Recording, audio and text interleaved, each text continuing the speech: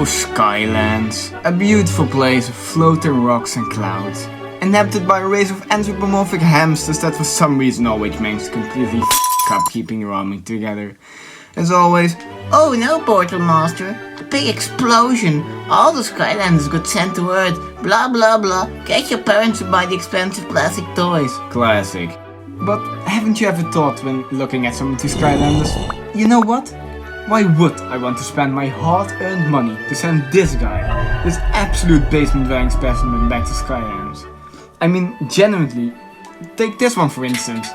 A short, stubby blue ball of fat with massive teeth, jellyworm hair and disgusting tongue. Like shit, man. Imagine this was what your life depended on. No, I don't think I will. Even I can do better than that. Right? You know what? Let's find out. So, could you save Skylands as a regular old human? Let's take a look, Portal Master. But, before we start, let's make some quick rules before we descend into complete chaos. Literally. Rule number 1. We can only fight with a stick, or body, or weapons taken from earlier villains. No bringing stuff to other islands, so we'll have to find a new stick in each level.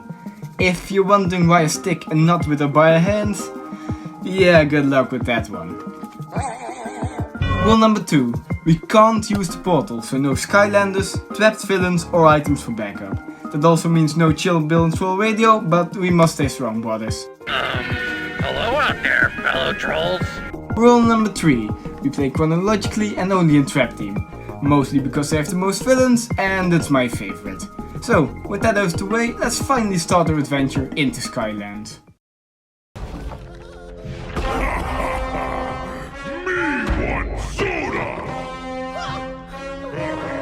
We start our adventure in the village of Soda Springs.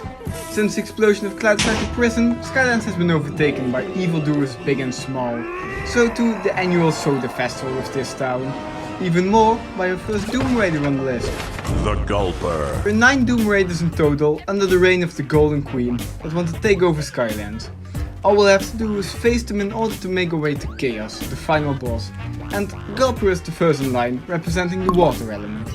Now then, before setting off, we can find a ferocious stick for Soda Springs right behind us, leaning on a rock, checking off our first must-have of the level. After launching a cork cannon at the gate and pushing some bridge turtles over a soda lake, we make our way to our first villain, the notorious rebellion leader Sheep Creep, with probably the most deep dialogue lines in the entire game. I'll just state this now, but for some of the easier villains, like Sheep Creep, I'll try to look for things that aren't just, you know, bluntly smashing in their heads. Because that's not really thinking outside of the box as much as brutalizing a children's game. But I hear you think, how will we then tackle this lamb? Well, first off, we could try luring him under this rock tower and then smashing our stick into the bottom half, smashing him with the falling top. Other than that, we could try drowning him in the river, or breaking or jamming his cork shooters with a stick. You know, cause that isn't completely brutal. In other words, he won't really be an issue to us, so 1 point to trapped. We'll track how well we did with this counter. If we win, the villain gets trapped, otherwise we get clapped. Simple. Then, moving on towards Gulper, we'll notice traversal get a bit harder. We'll be forced into a pit where enemies jump down to us from a ledge, but we'll just wait for all of them to get down and then climb up the side ourselves to skip finding them. Go bust that sucker! After this we can slip onto the elemental gate and get ourselves a turtle shell helmet as protection, and take 2 jump pads to the other side. After cheating 1 more enemy gate, we make our way to the big lad himself, the Gulper. The Gulper is interestingly quite an outlier when compared to bosses we'll face later on. We don't actually have to fight the Gulper, only parkour around him and make him drink some horrid goop that shrinks him back down to get captured. Sounds easy as cake, right? We start off easy with a pad and after that just about scrape ourselves past the soda barrel. Now we wait for Gulper to stop having a seizure and make our way across the fallen building. Then our real first trial, these launching corks. I looked up the percentage for people that make it across the big balls from Lighthouse for comparison, and that's 5% on average for 4 balls. We're dealing with a minimum of at least 5 corks, so...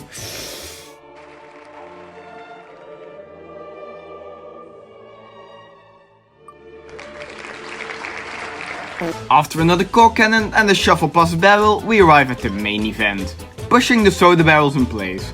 And I might have an ego larger than this average British lad next to me, but even I know I'm not pushing these massive containers into place. So then, what will you do, you might ask? Well, I have some plans that I cannot share with you right now, because the haters will try to sabotage me. Or you know, I could just try to find some rock salt. Or hope this water is really salty so you can melt them like a slug. We have options. If you're boring. Either way, that wraps up Soda Springs. Both villains captured. On to the next one. Welcome to the tropical island of Know-It-All Island. Home to the massive stone heads that serve as nutters at the lower dumps. Do you get to the Cloud District very often? Oh, what am I saying? Of course you don't. This level tries to teach you some more basic game elements, so that means less hassle for us. Starting slow again, we make our way through a gate and can find our stick on the other side. Now with a skull attached, how inclusive. We do have a bit of a problem for the next foes that we skillfully managed to avoid in Soda Springs. Traptanium. Traptanium, like its name suggests, is a material that's capable of storing villains of its element inside.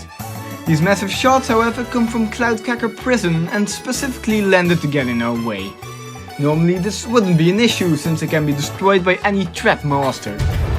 Special Skylanders wielding Traptanium weapons.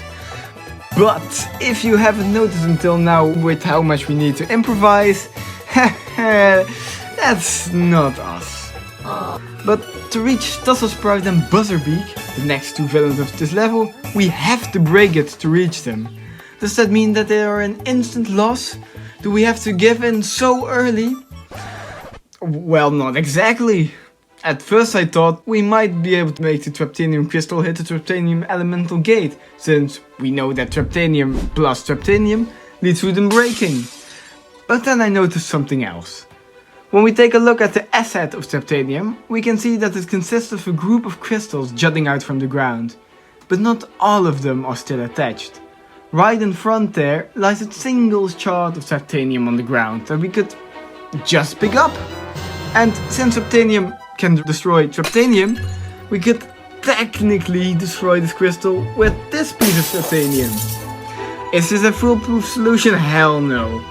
But this was the best alternative I could come up with. And if you don't agree, feel free to make your own list in the comments, but I think this is reasonable enough where it does more good than harm to the challenge. Either way, with the Traptanium out of the way, we can fall down and challenge Tussle-Sprout. By challenge, I mean lock him up in this chest and throw him off the island, or whack him into submission, I don't care, pick your poison.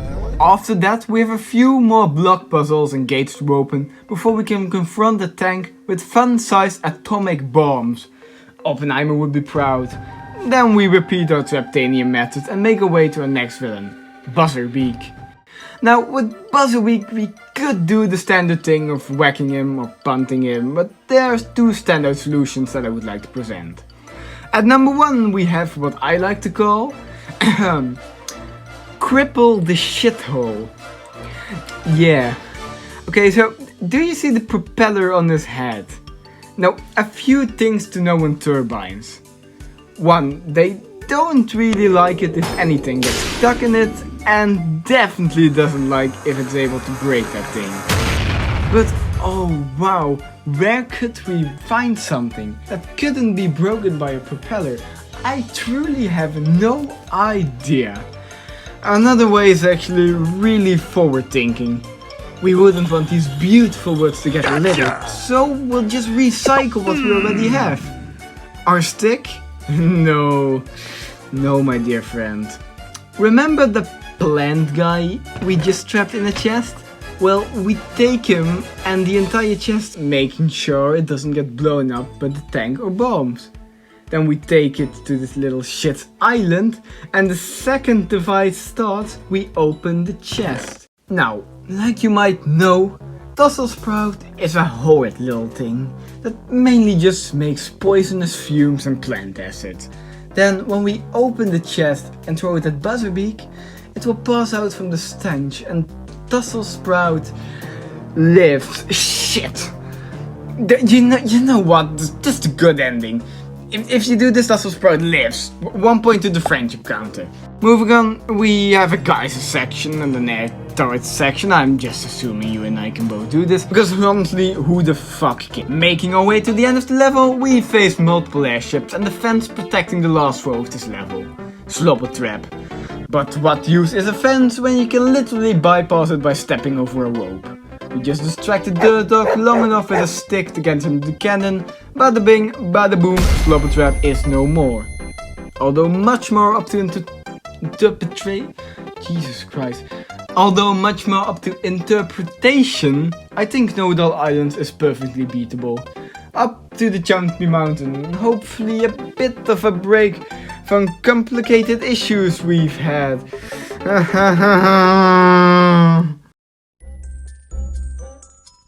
Well, I mean, we start out with no problems at all. Making our way over the fence, we get into a nice first little mountainside village. We have to leave the marble soldiers that live here behind, since our rules state that we can't bring any companions. But that does create a small issue later on. Bombing our way to the gate and shuffling past the fence, we get to a Chompy statue. These critters are our first objective and issue of the level. You see, the Chompy Mountain is inhabited by a deranged wizard called the Chompy Mage. To enter the mountain, we have to activate all 3 to open a hidden entrance at the front. We could try scaling the mountain, but that means skipping one of the villains, so we can't do that. We could try skipping it, but since we have no Mabu soldiers to build a bridge, we also can't make it across this gap. Okay. Now, you might disagree with me on the next point, but remember, we aren't trying to beat Skylanders by any truly legitimate means. This ain't Stampy, kids. Are you sure about that? So, I propose we take this wheelbarrow, okay? And since we still haven't found any stick, we start smashing it on the Chompy statue. The Chompy Mage, Live Doom Raider and owner of the mountain, probably doesn't really like us vandalizing his property. Big shocker, I know. And since he's literally stalking us from less than 30 meters away, he will probably try to stop us. The game shows us that when the Chompy Mage gets close, he will most likely start shooting at us with his cannons. However, if we play our cards right, we might be able to get close enough to him to enter a ship and whack him off with one of the sticks obtained from the wheelbarrow. Luckily, he won't die because of Skylanders' magical respawn barrier, saving us from the chronological rule. But it will grant us his airship. And this, ladies and gentlemen, is exactly the reason why we have this side note on rule number 1. Because this airship will allow us to completely, absolutely fuck the ever-loving hell out of this level. First of all, we just get to blow the secret entrance open. Because who cares about privacy, am I right? Right after that, we will just defeat our first actual villain of the island, the Bruiser Cruiser. Quickly entering the Chompy Mountain, we take the elevator and eat the funny broccoli man. Delicious. Finally. Some good fucking food. But he is canonically alive, and let's be honest, he's a fan favorite, so I suppose friendship it is. He can also heal us at the end of each level now, so that gives us some leeway. Still have to knock him unconscious though. After leaving the mountain and again boarding our airship, we have a very important decision to make. Either we go to the top of the mountain and try to beat the Chompy Mage the way a real man would, trading blows with him and barely making it out alive. Even with the help of the broccoli guy, this would basically be near impossible, especially the big Chompy and later magma Chompy forms he takes on. Or we could just nuke him with our cannons. I'll be fair with you, I think we should just take the L on this one and just get clapped. The way we defeated some of these villains are kind of debatable to begin with, but I mean, come on, this is even low for me. Obtaining the ship is a suspension of disbelief to begin with, purely because otherwise we just have to lose to Bruiser Cruiser and be stuck on that one island. But I think spamming one of the big villains to death is a bridge too far. And the Chompy Mage does hate bridges. That's canon, pun intended. So that currently makes it 7-1 for us. Next time we'll make our way to the bird homes of the Phoenix Sanctuary and its chilling inhabitants, the flaming zeppelin of a hellish chef attempting to catch the mighty rainfish, beat the nightmares of Monster Marsh, and confront the forcefully infested dream world of the telescope towers. But until then, I wish you all an amazing day and have a good one. Bye!